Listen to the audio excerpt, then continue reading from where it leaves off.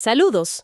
Hoy vamos a explorar juntos el Diario Oficial de la Federación, el del 3 de octubre de 2025.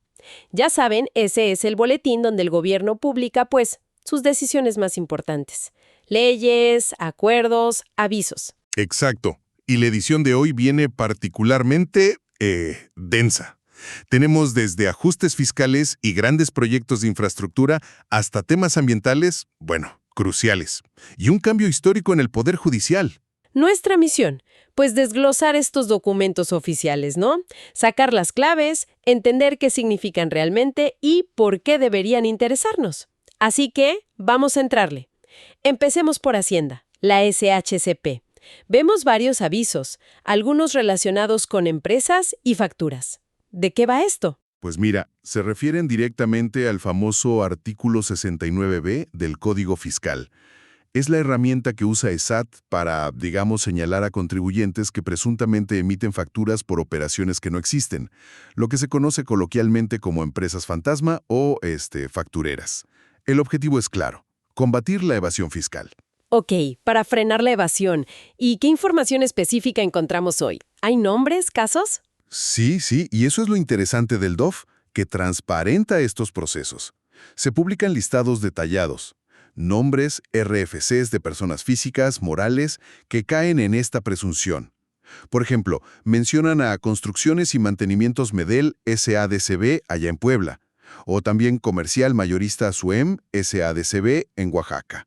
Y los avisos explican por qué se sospecha de ellos, ¿no? Falta de activos, de personal, de infraestructura, o sea, capacidad material para hacer las operaciones que facturaron. Entiendo. Se publica la sospecha para que otros estén prevenidos, digamos. Exactamente.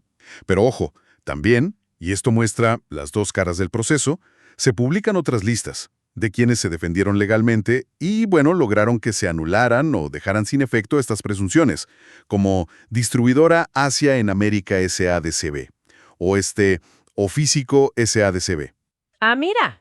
Eso es importante. No es automático. Para nada. Muestra que hay un proceso, hay derecho a defensa. Refleja lo complejo que es a veces distinguir, ¿no?, entre evasión real y, pues, errores o situaciones empresariales genuinas. Fascinante ver esos detalles. Muy claro. Ahora, también en Hacienda, pero desde otro ángulo, se publica el programa de un instituto. Indetex se llama. ¿Qué hace y por qué es relevante su plan? El INDETEC. Sí, es el Instituto para el Desarrollo Técnico de las Haciendas Públicas. Es como el brazo técnico del Sistema Nacional de Coordinación Fiscal, ese que conecta las finanzas federales con las de estados y municipios. Su nuevo programa, para 2025-2030, es relevante porque busca fortalecer las finanzas justo ahí, a nivel local. ¿Y fortalecerlas cómo? Porque siempre oímos que los municipios y estados batallan para recaudar. Justo ataca eso. El programa tiene como 3 ejes principales. Primero, mejorar la recaudación local, sobre todo el predial, modernizando catastros. Es clave para los municipios, pero seguido no se aprovecha bien. Segundo, mejorar la calidad del gasto. Usar herramientas como el presupuesto basado en resultados, el PBR-CED, o sea que el dinero se gaste buscando resultados medibles, no nada más por gastarlo.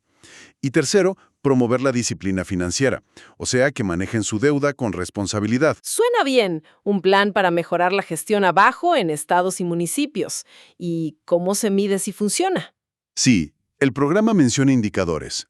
Hablan de usar las calificaciones del CEBAC, que es el Sistema de Evaluaciones de la Armonización Contable, para ver si cumplen con las normas contables. Y también el sistema de alertas, para medir la deuda de entidades y municipios, ver qué tan endeudados están. Son esfuerzos, pues, para profesionalizar la gestión hacendaria local, que al final, pues, impacta en los servicios públicos, ¿no? Claro, en lo que recibe la gente. De acuerdo, un tema técnico pero con impacto práctico.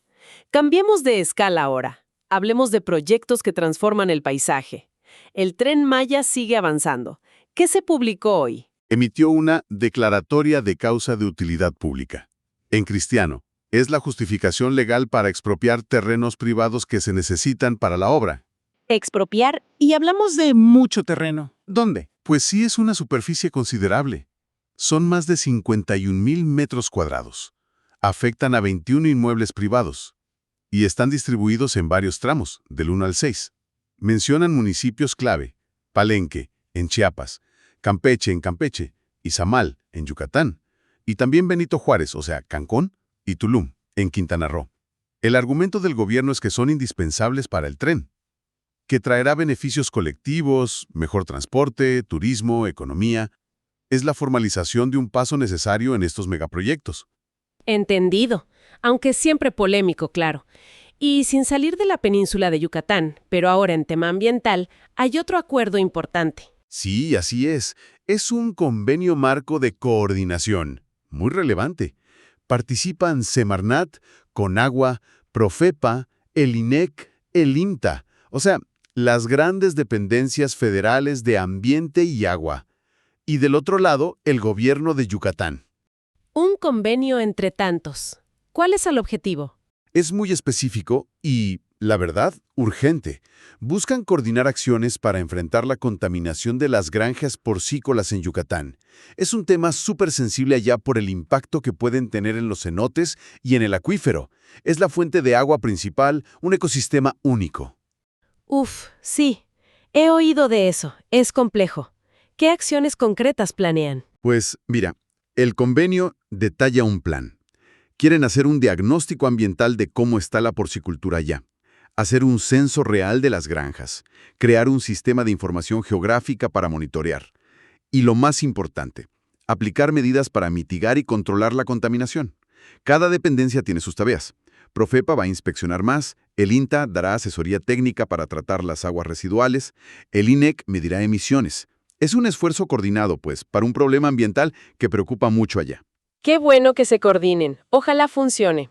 Bien, del agua en Yucatán, ahora vámonos a un tema de comercio, también con productores nacionales involucrados. Hay una resolución sobre piña en almíbar, una pelea comercial. Exactamente. La Secretaría de Economía publicó una resolución preliminar. Es sobre una investigación antidumping contra importaciones de piña en almíbar que vienen de Tailandia, Filipinas e Indonesia. La investigación la pidieron empresas mexicanas. Mencionan a Productos Santa Mónica y a Sabormex. Decían que esa piña importada llegaba a México a precios, pues, artificialmente bajos. ¿Dumping? O sea, ¿vender más barato aquí que en su propio país o que su costo? Correcto. Eso es dumping.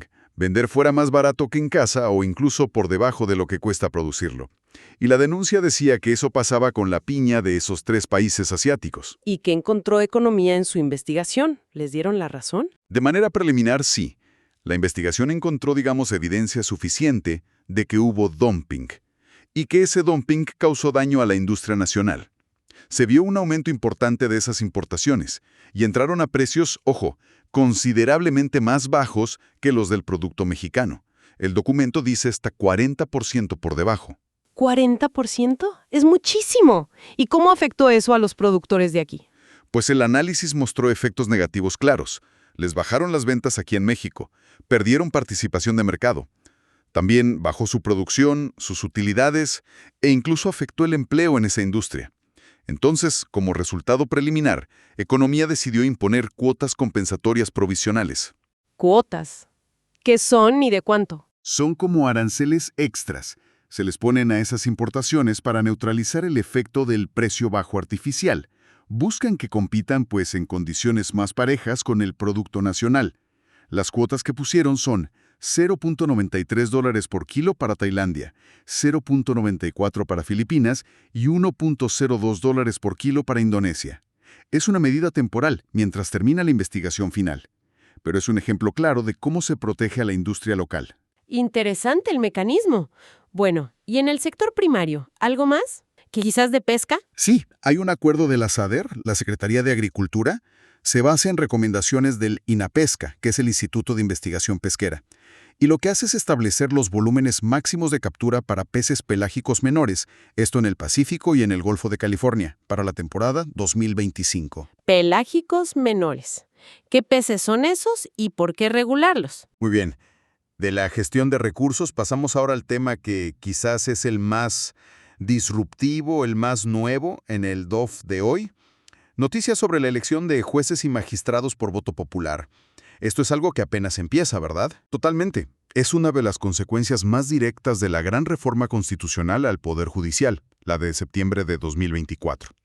Y hoy vemos dos publicaciones clave, que están conectadas. Una es de la Suprema Corte, la SCJN, y la otra es un acuerdo del Consejo General del INE. Ambas tienen que ver con la primerísima elección extraordinaria de integrantes del Poder Judicial Federal, la PPJF 2024-2025, específicamente para cargos de magistradas de circuito. ¿Qué dice la Suprema Corte? ¿Qué resolvió? La Corte, que es la máxima instancia en esto, está validando formalmente esa elección de magistradas.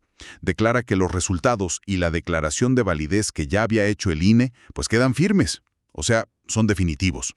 Esto lo hace después de resolver las últimas impugnaciones que quedaban pendientes. ¿Hubo muchas impugnaciones? ¿Quiénes impugnaron? Sí, el documento de la Corte dice que recibieron varias, de candidatas y candidatos que no ganaron y también de ciudadanos, pero la gran mayoría las desecharon por improcedentes, por razones técnicas o de fondo. Al resolver las últimas que quedaban, la Corte ya le da el cerrojazo final al proceso electoral y confirma quiénes ocupan esos cargos. Ok, la Corte da la última palabra. ¿Y el acuerdo del INE? ¿Qué nos cuenta? El acuerdo del INE es fascinante, porque nos da el detalle fino de cómo se hizo la asignación final de las candidaturas electas, ya con los cómputos finales y resueltas algunas broncas. Explica, por ejemplo, cómo aplicaron a rajatabla el principio de paridad de género, que era un mandato central de la reforma. ¿Y cómo funcionó eso de la paridad en la práctica? ¿Cómo asignaron los puestos? Pues el INE detalla un procedimiento algo complejo, la verdad. Hicieron listas separadas de hombres y mujeres candidatas, por cada circuito judicial y a veces por materia, administrativa, penal, etc. Ordenaron esas listas por votos, del más votado al menos votado. Y luego para asignar los cargos, fueron alternando.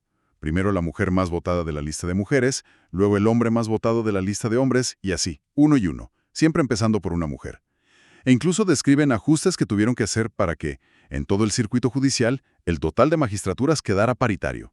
Mitad y mitad, pues. Un mecanismo para asegurar la igualdad.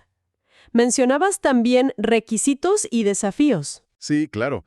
El acuerdo del INE también repite cómo verificaron que las candidatas electas cumplieran todos los requisitos de la Constitución reformada. Y son requisitos bastante duros, ¿eh? Ser mexicano de nacimiento, título de abogado con antigüedad, promedio mínimo de 8.0 en la carrera y 9.0 en materias afines, experiencia profesional de al menos 3 años, residencia y, muy importante, acreditar los criterios 8 de 8 contra la violencia. Recuérdanos rápido qué es eso del 8 de 8. Claro, es no tener sentencia firme por delitos graves contra la vida, sexuales, violencia familiar, violencia de género y tampoco ser deudor alimentario moroso. Son como filtros éticos, digamos, para asegurar cierto perfil en los juzgadores. Requisitos muy estrictos.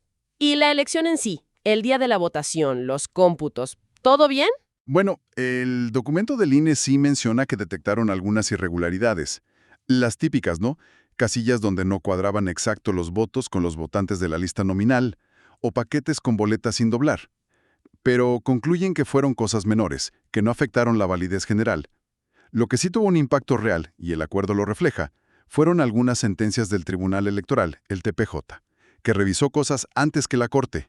¿El Tribunal Electoral cambió resultados? ¿Cómo? Pues sí. En algunos casos, el tribunal ordenó anular votos de ciertas casillas por irregularidades serias. Y eso movió los totales. En otros casos, reinterpretó o ajustó las reglas de cómo asignar por paridad o aplicó otros criterios. Hay un ejemplo que se ve ahí, el de Loreña Molina Zavala en Baja California. Parece que una resolución del TPJF modificó la asignación original del INE por una interpretación específica de la paridad, y ella terminó siendo electa magistrada, aunque al principio no había quedado. Esto muestra lo complejo y, pues, las controversias que pueden surgir con este sistema nuevo.